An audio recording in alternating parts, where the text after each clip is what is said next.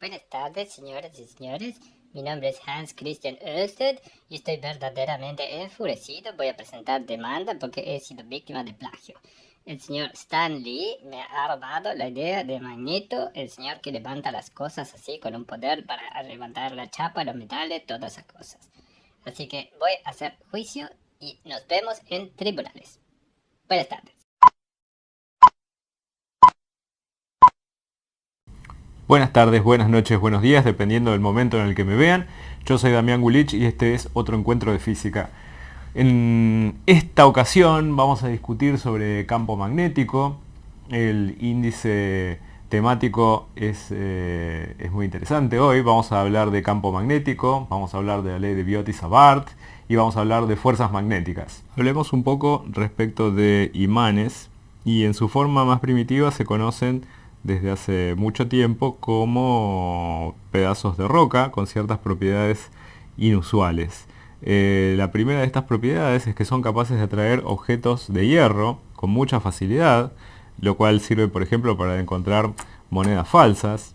¿Por qué? Porque en general las monedas de 10 centavos de peso se hacen en níquel y las falsificaciones se hacen en hierro porque el hierro es más barato. Bueno, las cosas se ponen interesantes cuando uno empieza a hacer interactuar los imanes con otros imanes. Así que dependiendo de cómo uno los disponga, van a experimentar fuerzas entre ellos, pero estas fuerzas ahora no siempre son atractivas. Por ejemplo, puestos de esta manera, yo voy a acercar los imanes y ahora se repelen. Es una cuestión de odio.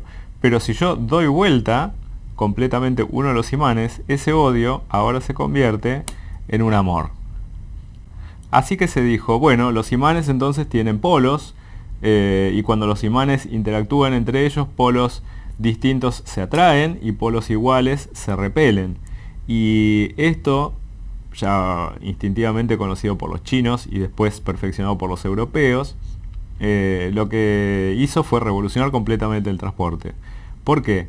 Porque, bueno, uno puede tomar un imán y con eso imantar una aguja, o en este caso les estoy mostrando un clavo. Si esto se suspende con poco roce, pues entonces uno lo que tiene es un imán que interactúa con otros imanes.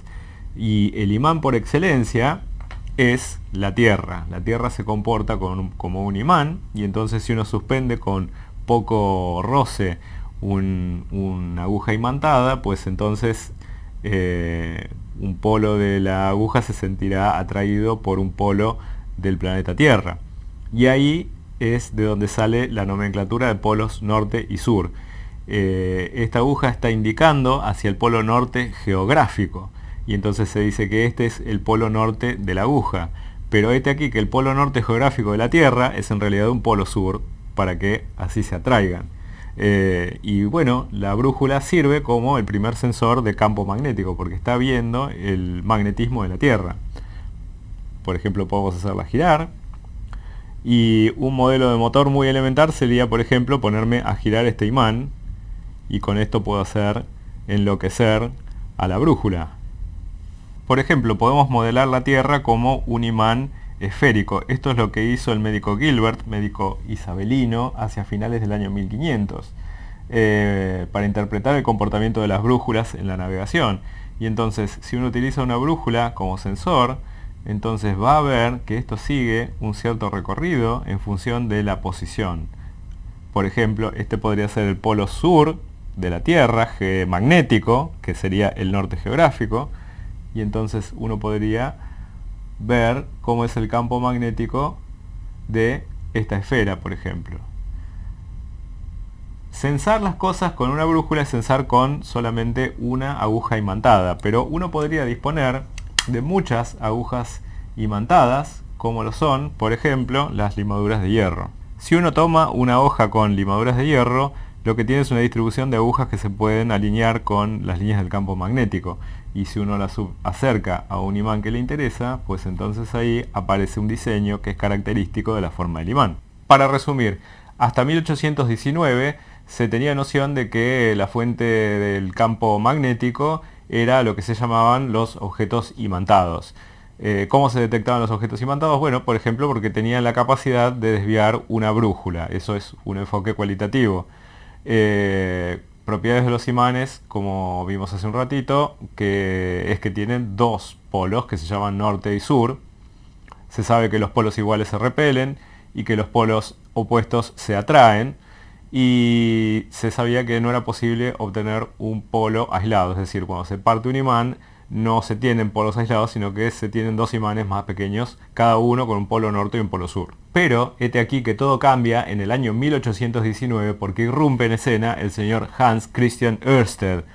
Notas biográficas: él nació el 14 de agosto de 1777 y falleció el 9 de marzo de 1851 a la edad de 73 años, dinamarqués. Así las cosas, pasó el tiempo desde la época isabelina y nosotros ya vimos los desarrollos de Coulomb respecto de la electrificación de los cuerpos, los trabajos de Franklin, pero hubo que esperar hasta el año 1819 para que el profesor Ørsted se propusiera ver si existía algún tipo de relación entre los fenómenos magnéticos y los fenómenos eléctricos. ¿Por qué? Porque había ciertas analogías muy interesantes. Por ejemplo, los cuerpos electrificados tenían cargas positivas y negativas, cargas iguales se repelían, cargas opuestas se atraían. También entre los imanes permanentes existía alguna característica similar entre lo que se llamaba polos, pero no estaba claro cómo era la interacción entre las dos cosas. Entonces Ørsted hace uno de los experimentos más interesantes de la historia de la física, que involucra un simple alambre y una brújula. Esta brújula está apuntando a la dirección norte-sur, y entonces Ørsted lo que dijo fue, bueno, pasemos un alambre recto por arriba de la brújula y establezcamos a través de este alambre una corriente. Y veamos qué es lo que sucede. Así dispuestas las cosas, cerramos el circuito y la aguja gira 90 grados. ¿Qué significa esto? Bueno, significa que las corrientes generan campos magnéticos también. Pero entonces uno puede hacerse preguntas respecto de las verdaderas fuentes del campo magnético. La experiencia de Ørsted lo que nos muestra es que las corrientes, es decir, cargas en movimiento, tienen la propiedad de producir campos magnéticos a su alrededor, es decir, de conferirle una propiedad vectorial al espacio. Ahora, la pregunta que se hicieron los científicos en su momento fue, bueno, cuantitativamente, ¿cómo depende este campo magnético creado cerca de una corriente en función de, por ejemplo, la distancia o de la intensidad de la corriente, etcétera? Bueno, el año siguiente, 1820, dos científicos, Jean-Baptiste Biot y Félix Savart, hicieron experimentos cuantitativos para relacionar la fuerza ejercida por una corriente sobre un imán de prueba. Como el campo magnético se mide por la fuerza que ejerce sobre un objeto de prueba, le vamos a asignar entonces un carácter vectorial. Y por eso diríamos que el campo magnético le vamos a dar una letra particular. En algunos libros lo van a encontrar con el campo de inducción magnética y a esto lo vamos a llamar B, y esto es una función de la posición en la que nos encontremos y eso lo denoto como R vector. ¿Cuál es la materia prima para los experimentos de Biot y Savart? Bueno, corrientes. Así que podemos imaginar, por ejemplo, un alambre con corriente, supongamos que tiene esta forma. Supongamos que la corriente está circulando con este sentido. Recuerden que las corrientes les asignamos un sentido, que era el que seguirían, por ejemplo, en su trayecto cargas positivas. Sin embargo, hicimos un poco de adelanto y dijimos que en realidad los portadores de cargas en los conductores suelen ser los electrones, así que si la corriente va en esa dirección, los electrones se están desplazando en la dirección opuesta. Así que eso sería un repaso. Bueno, entonces vamos a considerar no el campo magnético total, sino un pequeño aporte de campo magnético. Así que un pequeño aporte de campo magnético lo llamamos un diferencial de B. Vamos a observar este campo magnético, recordemos que es una propiedad vectorial, así que por lo tanto esto es una flecha y está definido en todo punto del espacio. Así que supongamos que estamos viendo las cosas aquí en ese punto indicado con una X. Ese punto se conoce como el punto de observación. Y si esto es un pequeño aporte de campo, bueno, ¿quién es el agente que está dando ese pequeño aporte de campo? Bueno, consideremos un pequeño elemento de corriente, no la corriente total. Así que tomemos un pequeño segmento muy chiquitito del conductor que lleva la corriente y hagamos un vector que es tangencial a este segmento. Si el segmento es lo suficientemente corto, eso es la flecha localmente tangencial. Así que a esto haremos una flecha acá y a esto llamaremos un elemento de corriente. Y un elemento de corriente lo escribimos como I, la corriente, por un diferencial de longitud, y este diferencial de longitud es un objeto vectorial porque es una flecha. Así que este es un vector que es tangente a la trayectoria en el punto donde yo lo tome, siempre que consideremos elementos muy pequeñitos. Así que a este elemento de corriente lo llamamos la fuente. Esta va a ser la fuente de esta pequeña contribución de campo magnético en este lugar. Y para la geometría, ¿qué más tenemos que detallar? Bueno, una distancia que va a haber de aquí hasta aquí. A esta distancia la llamamos R. Esta es distancia R. Y hay un versor que va desde el punto fuente hasta el punto de observación, que lo vamos a llamar R versor. R versor se entiende como el versor que va desde el punto fuente hasta el punto de observación o el punto donde miramos el campo. Así que, resumiendo los resultados de las experiencias de Biot y Savart, ¿qué características cualitativas tiene el aporte de este pequeño elemento de corriente IDL? Bueno, ¿qué sabemos de lo que mide el aporte del campo, el pequeño aporte del campo magnético? Bueno, que es proporcional a 1 sobre R cuadrado, donde R será el módulo de este vector, ¿sí? Y esto es R, la distancia que va desde el elemento de corriente hasta el punto de observación. R versor es el versor que va desde el punto de corriente o punto fuente al punto de observación. ¿Qué otra cosa se sabe? Bueno, se sabe que el módulo de este pequeño aporte de campo magnético es proporcional a, bueno, acá faltó el módulo de IDL, y además el módulo del pequeño aporte de campo magnético es proporcional al seno del ángulo, donde el ángulo es, ¿qué ángulo? Bueno, el ángulo θ comprendido entre IDL y R. Así que el pequeño aporte del campo magnético es proporcional a una cosa, proporcional a otra cosa, es proporcional a un ángulo que existe entre dos vectores, y entonces ese seno del ángulo nos da una pista bastante interesante respecto de qué tipo de forma vectorial tiene esto. ¿Por qué? Porque si nos acordamos, por ejemplo, que el módulo del producto cruz entre dos vectores A y B es el módulo del primero por el módulo del segundo por el seno del ángulo que existe entre los dos vectores, bueno, esto empieza a parecerse al módulo de un producto cruz de dos cosas. Y entonces es que finalmente sí se puede sintetizar todos los resultados del módulo del campo magnético y los resultados respecto de las orientaciones que adquieren las agujas imantadas alrededor de alambres con corriente de la siguiente manera. Bueno, diremos entonces que el campo magnético en algún punto P, el pequeño aporte de campo magnético en algún punto P, es igual a una constante. A esa constante, por una cuestión de conveniencia, la vamos a llamar mu0 sobre 4pi. ¿Por qué cosa? Por IDL, el término IDL es el elemento de corriente, producto cruz, R versor es el versor que va desde el elemento de corriente al punto de observación, dividido R cuadrado. Fíjense que si uno toma el módulo de esto, pues entonces va a quedar una cosa que es proporcional a IDL, proporcional a 1 sobre R cuadrado, y proporcional a qué cosa? Al seno del ángulo entre IDL y R versor. Respecto de la constante que se pone aquí, bueno, esta constante se llama mu0, es la permeabilidad del vacío, se la llama así, y su valor se define de esta manera, es 4pi por 10 a la menos 7 Tesla metro sobre ampere. Entonces, ¿qué es lo que acabo de hacer? Bueno, acabo de definir entonces la unidad del campo magnético, que va a ser el Tesla, de manera tal que tenemos otras formas del Tesla, por ejemplo, Newton sobre Coulomb metro sobre segundo, o Newton sobre ampere metro.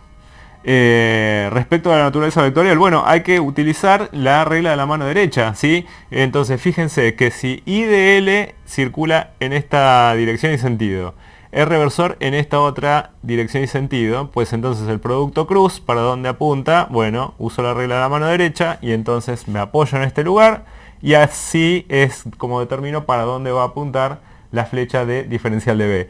Contenido todo en el plano de este pizarrón, la nomenclatura es utilizar un círculo con un punto. Eso quiere decir que tenemos un vector que se está saliendo del pizarrón. Si yo utilizara, por ejemplo, un círculo con una X, con eso estoy denotando un vector que está entrando al pizarrón, ¿sí? Este resultado se conoce como la ley de Biot-Savart. ¿Cómo saber para dónde apunta el campo magnético para un elemento de corriente o después para un alambre largo por el cual pasa una corriente? Bueno, supongamos que, por ejemplo, este es el elemento de corriente o una parte de un conductor por el cual está circulando una corriente en esta dirección, pero supongamos que este es el elemento de corriente, ¿sí? Lo que hace falta es la mano derecha y hay dos posibilidades. La primera posibilidad es hacer que el dedo pulgar coincida con el elemento de corriente, con el pulgar apuntando a la dirección del elemento de corriente. Si uno extiende la mano y rota 90 grados los dedos, bueno, las puntas de los dedos apuntan siempre en la dirección del campo magnético. Esa es una posibilidad. Yo personalmente siempre me acuerdo de esta. Pero después la otra posibilidad es un poco más lejos y es así. Bueno, este es el elemento de corriente, la corriente está circulando para allá. Y entonces poner el codo del brazo derecho coincidiendo de esta manera con el elemento de corriente, extendiendo la mano, cerrando, y entonces el pulgar siempre va a apuntar en la dirección del campo magnético. Pero yo tengo lo que es una pequeña contribución de campo. El campo total entonces va a ser la suma de todas las pequeñas contribuciones de todos los elementos de corriente a lo largo de la corriente. ¿Y eso cómo es? Bueno, habrá que integrar, así que B en algún punto P del espacio no va a ser ni más ni menos que la integral del diferencial de B en ese mismo lugar del espacio. Todas estas pequeñas contribuciones son vistas en este lugar del espacio. Y eso, de acuerdo a la ley de Biot-Savart, es la integral de I de L cruz R versor sobre R cuadrado con un mu 0 sobre 4pi afuera que se puede sacar de la integral. ¿Y en qué trayectoria se integra este objeto vectorial? Bueno, en el circuito. Así que si yo, por ejemplo, tuviese una batería con un recorrido particular que hace un alambre, si yo conectara este alambre a una batería, genera una corriente, y entonces si yo quiero saber cuánto es el campo magnético en este punto en particular, bueno, tendré que sumar todas las pequeñas contribuciones de todos los elementos de corriente que están aquí, donde vistas en el punto de observación que me interesa. Algunos valores típicos de campos magnéticos en distintas condiciones. Bueno, por ejemplo, en la superficie de una estrella de neutrones, el campo magnético es tremendamente intenso, es del orden de 10 a la 8 teslas. Cerca de un imán superconductor, uno tiene en el orden de 5 teslas. Cerca de un electroimán grande, se puede lograr aproximadamente un tesla. Cerca de un pequeño imán de barra, de los que se encuentran para la heladera, por ejemplo, es del orden de 10 a la menos 2 teslas. En la superficie de la Tierra, el campo magnético es del orden de 10 a la menos 4 teslas. En el espacio interestelar es del orden de 10 a la menos 10 teslas. Y en una sala blindada magnéticamente se pueden llegar a encontrar campos que son muy pequeños, del orden de 10 a la menos 14 teslas. Haremos ahora dos ejemplos. Ejemplo número 1. Vamos a considerar un alambre infinito vertical que va, por ejemplo, sobre el eje Z, que transporta una cierta corriente I hacia arriba, y entonces nos dicen que el punto de observación P es un punto que está a una cierta distancia R de el alambre, ¿sí? Lo tengo copiado acá. Entonces vamos a discutir un par de cosas. Primero vamos a ver lo que nos dice la ley de Biot-Savart. Bueno, la ley de Biot-Savart nos dice que tenemos que considerar pequeños elementos de corriente. Así que ubiquemos sobre este alambre un pequeño elemento de corriente I de L, ¿sí? Que apunta para arriba. Así que es una pequeña flecha que está puesta ahí arriba, ¿sí? Vamos a hacerla más gordita. Ok. Y ahora yo estoy posado aquí en este punto P y por lo tanto voy a tener que considerar la distancia R que va desde el punto fuente hasta el punto de observación. Este es un vector R que llega hasta acá. Esto es R. Y hay un versor que va desde el punto fuente hasta apuntando hacia el punto de observación. A eso lo llamamos R versor. Y entonces acá tenemos que considerar para dónde va el campo magnético. Bueno, el campo magnético de B es proporcional a I de L cruz R, para saber para dónde apunta. Así que I de L apunta para arriba, y si hago esto con cruz R versor, no dije R versor, esto va hacia adentro. Así que en este punto, donde yo estoy observando esto, tengo que dibujar una X, es decir, esto es una flecha que está entrando. Bueno, Ahora convendría hacer algunas observaciones respecto de la simetría que existe en este sistema, porque por ejemplo yo podría decir, bueno, está bien, dibujo para donde pienso que va la flecha del campo. Bueno, hacia adentro, ajá. Y bueno, yo me tapo los ojos y viene alguien y me gira el alambre, entonces a priori yo estaría esperando que la flecha de campo se haya girado el mismo pequeño ángulo que me han venido a girar las cosas. Pero sin embargo yo descubro mis ojos y veo el sistema exactamente igual y razono que el diferencial de campo apunta exactamente de la misma manera que siempre. Entonces, no puede ser que dependa de ese ángulo que me han girado las cosas. Por lo tanto, yo puedo argumentar que el diferencial de campo, en este caso, apunta según phi versor de las coordenadas cilíndricas. Es decir, que las coordenadas, es fácil ver que las coordenadas cilíndricas son amigables para este problema. Entonces, esto dicho de otra manera, es lo siguiente, es decir, que el diferencial de campo es paralelo a phi versor, donde phi versor es el versor de las coordenadas cilíndricas. Otra manera de decir esto es que el diferencial del campo dB es lo que mide dB según phi versor. Entonces, ¿qué es lo que me interesa? Bueno, ya determiné para dónde apunta el diferencial de campo como flecha. Por lo tanto, lo que resta es ver cuánto mide ese diferencial de B. Bueno, pero entonces el diferencial de B, ¿cómo es? Bueno, dB en módulo es mu 0 sobre 4pi por I de L, módulo del primero por el módulo del segundo por el seno del ángulo entre los dos, ¿sí? Módulo del primero es I de L, el módulo del segundo es el módulo de reversor, los versores miden 1, por el seno del ángulo entre los dos, así que digamos que el ángulo entre los dos es un ángulo teta, digamos que este es teta, el ángulo que hay entre los dos, dividido r cuadrado. Y ahora haremos consideraciones geométricas, por ejemplo, bueno, en términos de las coordenadas que nosotros estamos manejando. Por ejemplo, supongamos que este punto donde está el elemento de corriente está en una posición z, y entonces dl en realidad es de z. dl es en realidad diferencial de z, porque esto mide un diferencial en esta dirección, y esta dirección es z, ¿sí? Después, de r, ¿qué podemos decir de la distancia r entre el punto fuente y el punto de observación? Bueno, que esto es r cuadrado más z cuadrado. Más z cuadrado. El seno del ángulo entre el elemento de corriente y el versor que apunta hacia el punto de observación, magia, ya lo tengo escrito. Propiedad trigonométrica. Si este es el ángulo teta, el seno de un ángulo es lo mismo que el seno de su suplemento, que viene a ser este ángulo que está acá. ¿Cuánto mide este ángulo que está acá? Bueno, pi menos teta. Y este sí se puede calcular explícitamente porque el seno es opuesto sobre hipotenusa. El opuesto es r, la hipotenusa mide r minúscula y r minúscula es raíz cuadrada de r cuadrado más z cuadrado. ¿Cuánto es entonces el campo total en el punto en el que estoy observando todo, que está a una distancia r mayúscula del alambre? Bueno, a eso lo voy a llamar b mayúscula en p. Fíjense que estoy trabajando con el módulo. Esto no es ni más ni menos que sumar todas las pequeñas contribuciones que se llaman diferencial de b. Así que esto significa la integral de ¿qué cosa? De lo que me dice la ley de Biot y Savart. Y entonces en la ley de Biot de Savart que tengo mu 0 sobre 4pi por la corriente multiplicada por dl, pero I de L es lo mismo que decir I de Z, porque dl es de Z, así que tengo I de Z por el seno del ángulo. El seno del ángulo lo tenemos ya acá, es R sobre R cuadrado más Z cuadrado.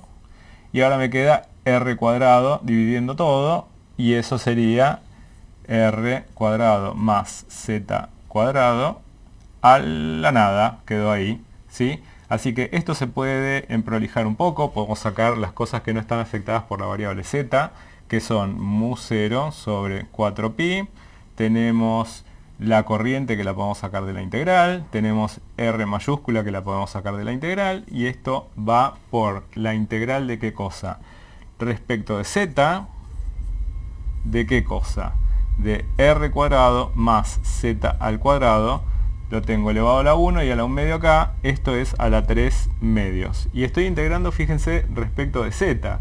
Y z para el alambre infinito va desde menos infinito hasta infinito, de menos infinito hasta infinito. Si yo quisiera hacer el alambre finito, por ejemplo, viéndolo centrado en el origen, lo único que tendría que hacer es esta integral entre un número menos a y a, y con eso podría obtener el campo magnético de un segmento de alambre, mirándolo siempre desde, teniendo el segmento así, tomando el punto medio y alejándome una distancia r. Eso se puede calcular y lo pueden hacer.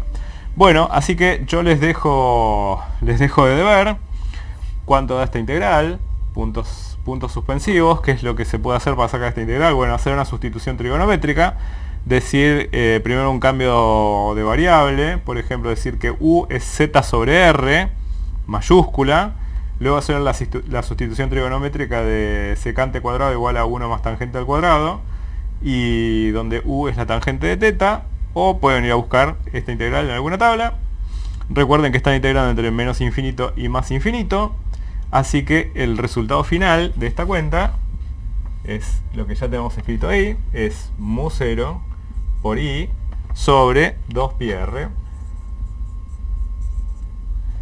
Muy bien, pero esto es lo que mide de largo la flecha del campo magnético. Para poder decir cuánto vale el campo magnético tenemos que volver a incorporar la información de la orientación.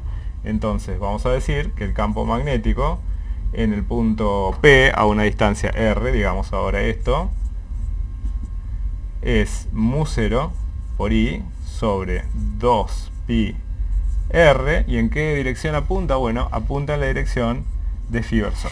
Propiedades de esta solución que la hacen compatible con lo que se observa experimentalmente. Bueno, primero podemos fijarnos en el módulo de la solución. La escribí de vuelta. B en función de la distancia r es mu 0i sobre 2pi por 1 sobre r. Así que uno puede tomarse el trabajo de dibujar, por ejemplo, lo que vale el módulo del campo B en función de la distancia r a la que uno se mueve. Y entonces esto tiene un comportamiento de esta manera. Esta función da valores muy altos, muy cerca del alambre. Estamos considerando un alambre infinitamente delgado, ¿sí? Y podemos ver, por ejemplo, en tres lugares. Por ejemplo, relativamente cerca del alambre, da un valor bastante grande para lo que miden las flechas del campo magnético. A una distancia mayor ya se empieza a atenuar, y a una distancia muy grande casi es imperceptible. Esto es compatible con lo que se observa experimentalmente. En las cercanías del alambre se ven muy bien las líneas concéntricas, y a medida que nos alejamos las limaduras de hierro ya no se dan tanto cuenta de la presencia de esa corriente ahí adentro. Así que si uno quisiera dibujar, por ejemplo, vamos a continuar con esta escala, y si miramos este mismo gráfico pero desde arriba, entonces la corriente se nos va a clavar en los ojos, así que la tenemos que dibujar como un círculo con un punto. Y entonces yo ahora puedo fijarme a cierta distancia r cuánto miden las flechas del campo magnético. Bueno, a esta distancia yo tengo que dibujar una flecha así de grande. A esta otra distancia tengo que dibujar una flecha más pequeñita,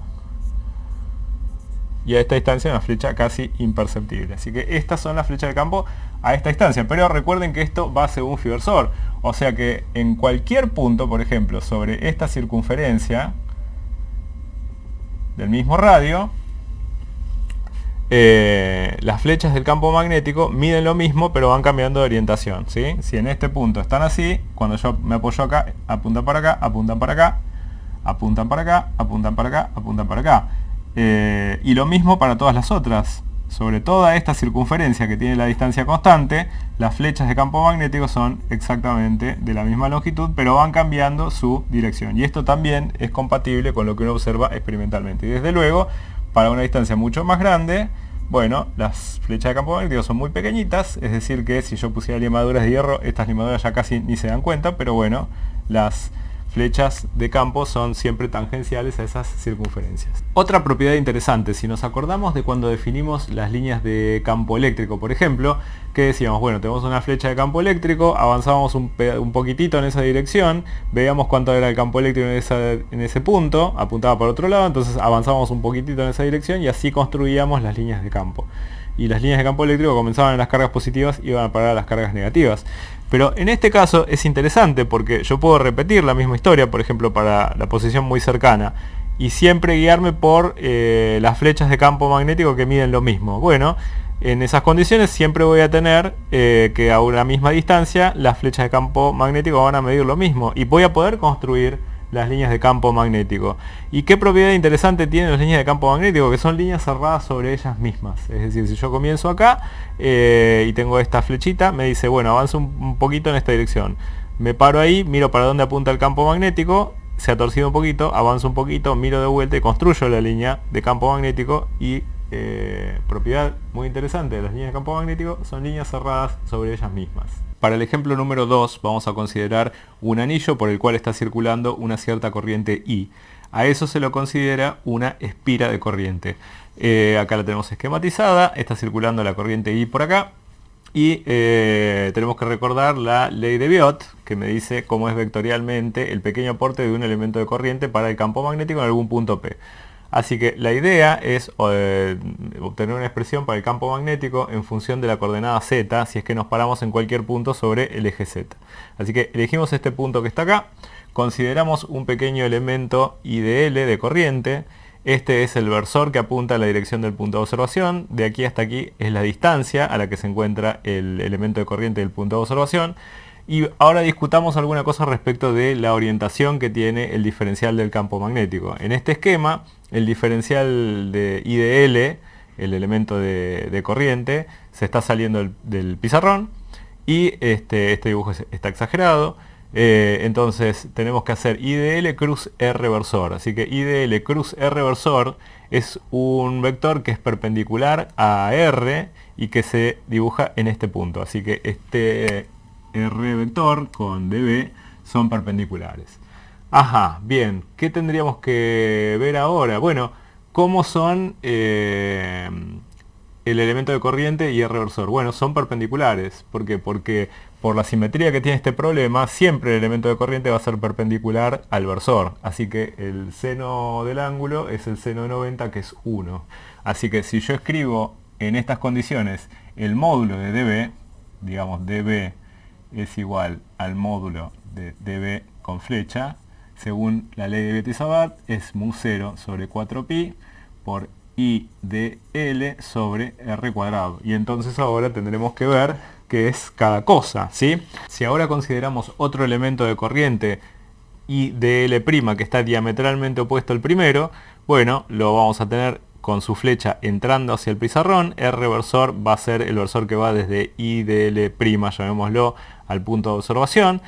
¿Para dónde apunta su contribución del campo? Bueno, es I de L cruz R versor, así que I de L es hacia adentro, cruz R versor es hacia acá, es un vector que es perpendicular a R y que apunta en esta dirección. Así que aquí yo tendría que dibujar dB', que mide exactamente lo mismo que el diferencial de B que calculamos recién.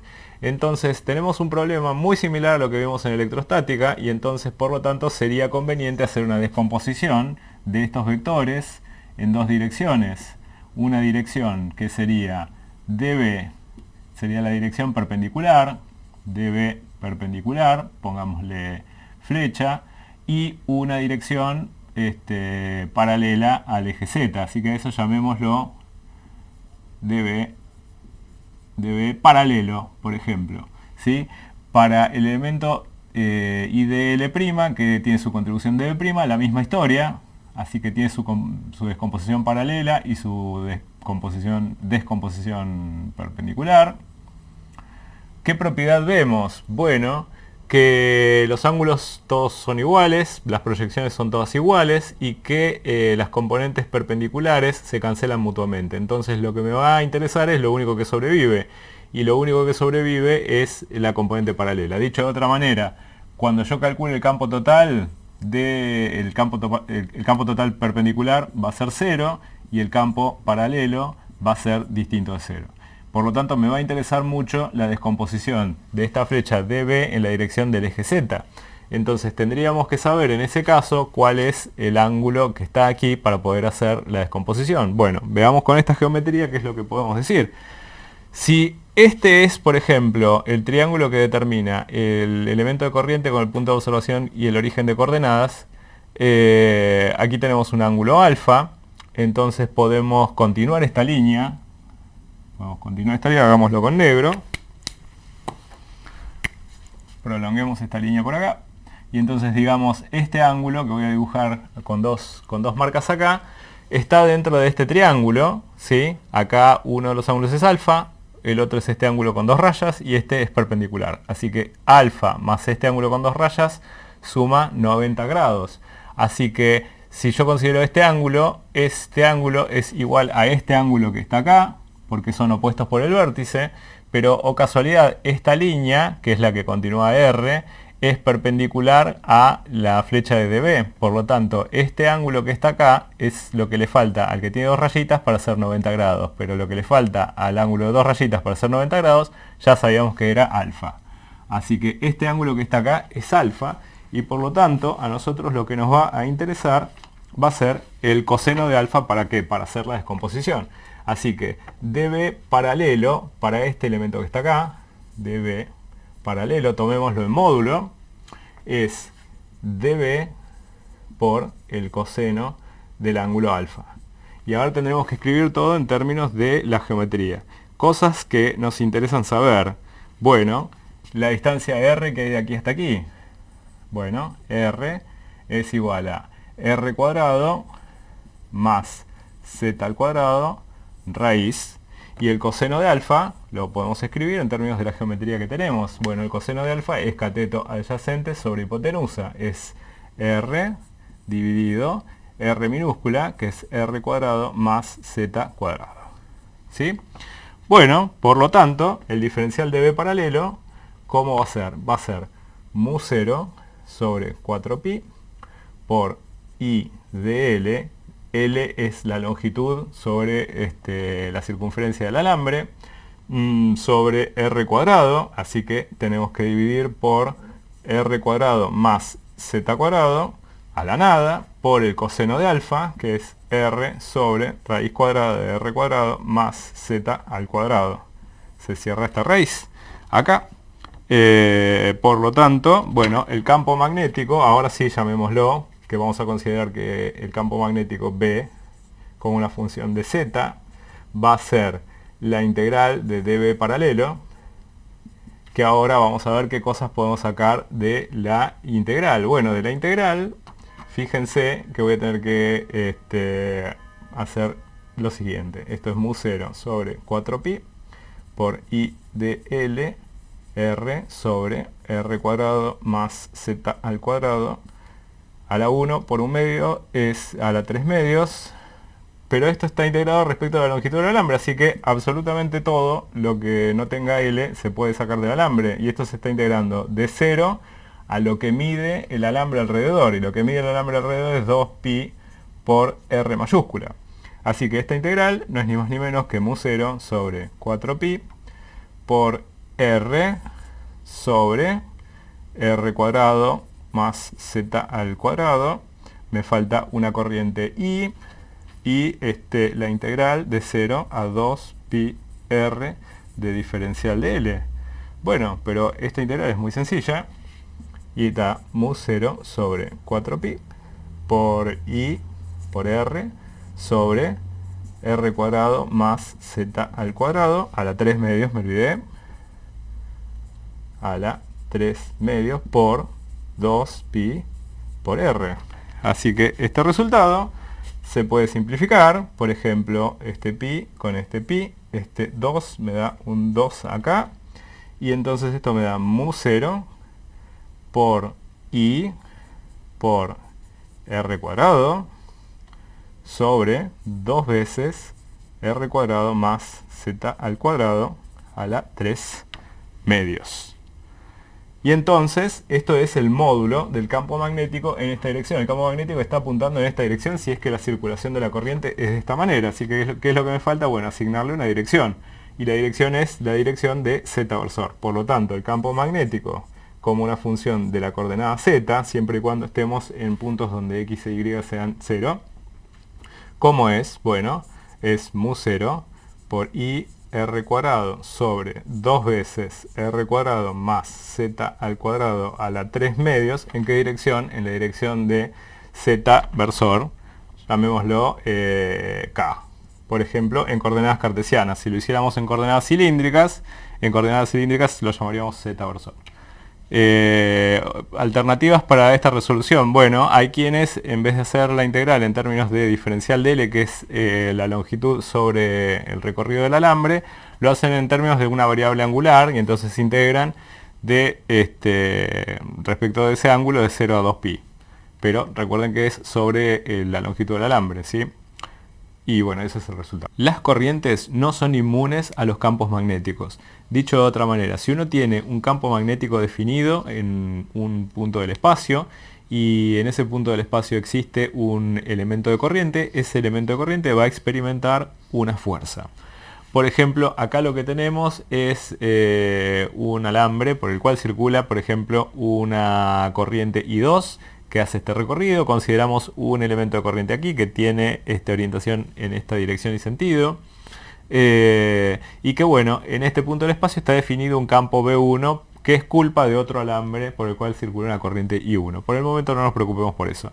Bueno, la pequeña fuerza que experimenta este elemento de corriente se escribe así, es la pequeña fuerza, es diferencial de fuerza del elemento de corriente 2 por la presencia del campo magnético 1, es I de L2, es el elemento de corriente 2, producto cruz el campo magnético que está imperando en ese lugar. Así que si en este caso el campo magnético está entrando, I de L2 cruz B1 es una flecha para acá. Esa sería la fuerza que experimenta este pequeño elemento de corriente. Si yo quiero saber la fuerza total que experimenta todo este alambre por el cual está circulando esta corriente I2, bueno, tendré que integrar. Así que esta será la fuerza que el conductor 2 experimenta por el campo magnético 1. Bueno, ¿cuánto es eso? Es la integral a lo largo de la trayectoria que cubre el alambre 2, ¿de qué cosa? Del elemento de corriente I2 de L2 con flecha, producto cruz el campo magnético que ve cada uno de esos pequeños elementos de corriente. En síntesis, si yo quisiera conocer, por ejemplo, la fuerza que un conductor 2 experimenta por la presencia de un campo B1, lo calculo con esta regla. Y viceversa, si yo conozco un campo que se llama B2 y por ahí pasa un circuito con una corriente I1, bueno, esta es la fuerza que va a experimentar ese conductor por el que pasa una corriente I1 embebido en un campo B2. Ahora lo que resta es utilizar algún conocimiento que tengamos explícito de campos magnéticos, por ejemplo, que podemos calcular con cierta facilidad. Y si los campos que nosotros utilizamos para encontrar las fuerzas son campos que salen de otras corrientes, pues entonces lo que vamos a encontrar es que se va a producir una fuerza entre conductores por los que pasan corrientes. Y vamos a ver ahora dos ejemplos. Sabemos todo sobre alambres infinitos. Hace un rato vimos que para un alambre recto infinito podíamos encontrar explícitamente el campo magnético en función de la distancia a la cual estábamos del conductor. Y sabíamos también la dirección en la que apuntaba esta flecha. Así que tenemos un conocimiento completo y una buena aproximación de un alambre infinito también es un alambre bastante largo. Entonces, con esto que acabamos de discutir hace un ratito, podemos darnos a la tarea de calcular la fuerza entre dos conductores largos. ¿Sí? Digamos que los conductores miden una cierta longitud de L y por ello circulan dos corrientes que no tienen por qué ser iguales, I1 e I2. En este caso vamos a hacer el ejemplo de dos conductores rectilíneos con corrientes paralelas, es decir, las dos corrientes van hacia arriba en este caso. Y bueno, por ejemplo, calculemos cómo es la fuerza que el conductor 1 experimenta por la presencia del conductor 2. El conductor 2 va a ser el agente que provoca el campo magnético sobre el recorrido del conductor 1. Y como son dos alambres paralelos, por ejemplo, la expresión explícita del campo magnético ya la tenemos. Entonces, bueno, veamos cómo es esto. Vamos a tener que hacer la integral de las pequeñas contribuciones a los elementos de corriente sobre el alambre 1, ¿sí? ¿Y esto qué es? I1 de L1 cruz B2, ¿sí?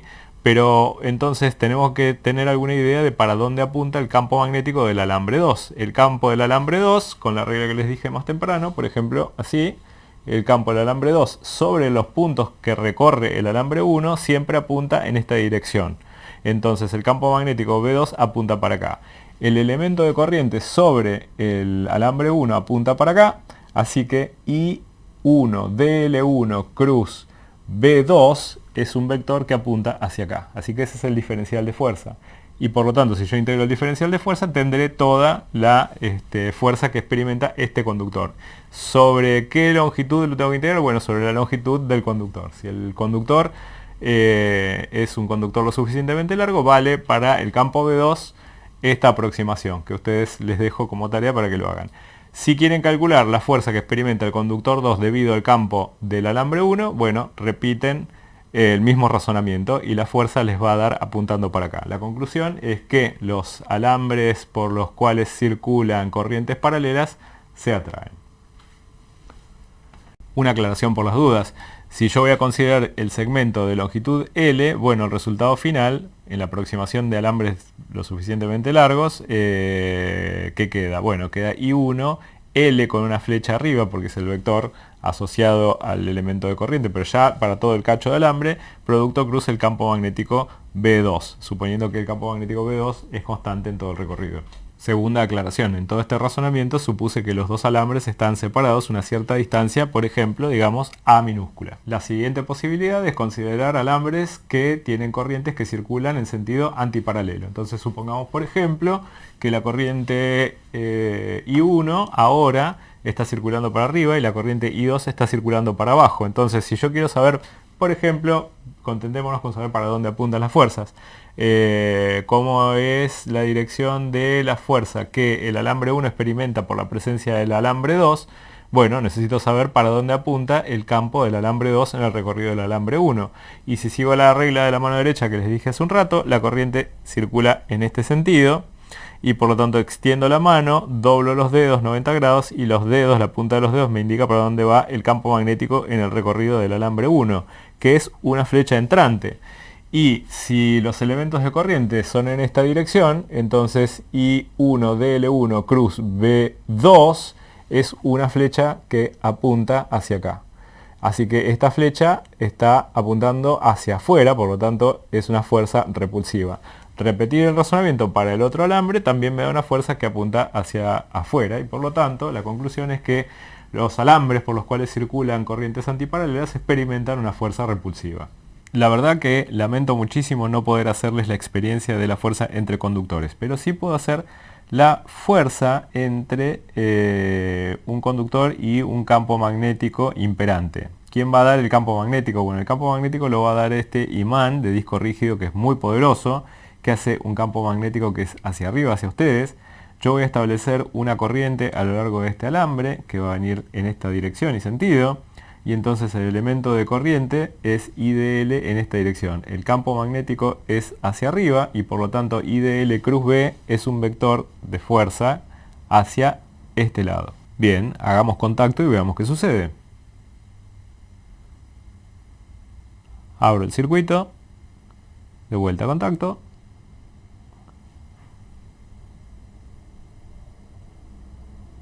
Para finalizar, volvamos un rato a la ley de Gauss para el campo eléctrico.